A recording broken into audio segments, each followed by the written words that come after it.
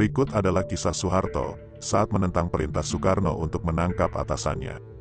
Meskipun proklamasi kemerdekaan Indonesia telah diumumkan pada tanggal 17 Agustus tahun 1945, Belanda menolak mengakui kemerdekaan Indonesia dan melakukan serangan terhadap pejuang di Jakarta. Perdana Menteri Sultan Syahrir dan pejabat lainnya menjadi target penembakan yang meningkatkan kekhawatiran. Akibatnya ibu kota negara dipindahkan ke Yogyakarta. Situasi politik yang tidak stabil terjadi dengan perbedaan pendekatan diplomasi antara Syahrir dan oposisi yang dipimpin oleh Tan Malaka. Penculikan Syahrir di Solo memicu pernyataan keadaan perang oleh Presiden Soekarno. Letkol Soeharto yang pada saat itu menduduki posisi strategis menjadi rebutan di antara mereka yang berseberangan. Pada waktu itu Soeharto menolak perintah dari Soekarno yang memerintahkannya untuk menangkap Panglima Divisi, Maijen Sudarsono, yang juga merupakan atasan Soeharto. Saat itu, Soeharto berada bekas Resimen Wijoyo, ketika tiba-tiba muncul seorang utusan istana bernama Sujoyo, yang membawa pesan dari Soekarno, yang pada saat itu menjabat sebagai Presiden dan Panglima ABRI.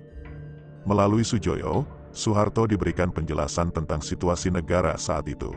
Pada saat itu, negara sedang menghadapi ancaman dalam pertikaian kekuasaan, dan Maijen Sudarsono terlibat di dalamnya. Oleh karena itu Presiden Soekarno memerintahkan Soeharto untuk menangkapnya.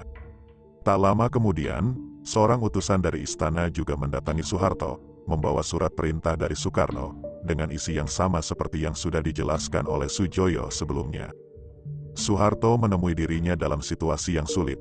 Akhirnya Soeharto mengambil keputusan mengembalikan surat perintah tersebut dan meminta agar diberikan lewat Panglima Besar Jenderal Sudirman. Dengan perasaan kesal, Sujoyo akhirnya kembali ke istana dengan membawa surat perintah dari Soekarno. Sekitar 1 jam kemudian, Sujoyo menghubungi Soeharto dan menginformasikan bahwa ia telah melaporkan situasi tersebut kepada Soekarno. Soeharto kemudian bertemu dengan Maijen Sudarsono, kemudian tidak memberikan informasi mengenai rencana penangkapan.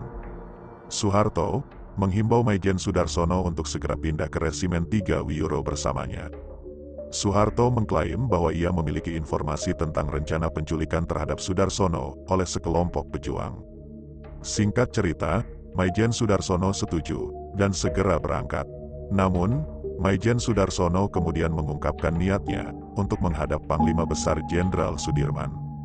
Namun Jenderal Sudirman justru menghubungi Soeharto dan memerintahkannya agar Maijen Sudarsono tetap berada di markas.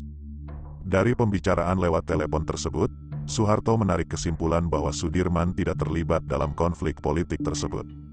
Ketika tengah malam, Maijen Sudarsono kembali ke markas resimen dengan membawa rombongan yang terdiri dari sejumlah pimpinan politik yang telah dibebaskan dari rutan Wiromunan. Sudarsono memberitahu Soeharto bahwa ia telah diberi wewenang oleh Jenderal Sudirman untuk bertemu dengan Soekarno di istana. Keesokan paginya, setelah mengetahui bahwa ia telah dibohongi, Soeharto segera memberikan informasi kepada istana tentang apa yang terjadi di Wiyoro dan apa yang akan terjadi keesokan harinya di istana. Sambil menjamin bahwa di luar istana tidak akan terjadi apa-apa, Soeharto mempersilahkan pihak istana untuk menangkap Maijen Sudarsono sendiri begitu dia tiba di istana. Pada tanggal 3 Juli tahun 1946 Maijen Sudarsono dan rombongannya ditangkap oleh pasukan pengawal Presiden. Begitu mereka tiba di istana, peristiwa tersebut kemudian dikenal dengan sebutan peristiwa tanggal 3 Juli.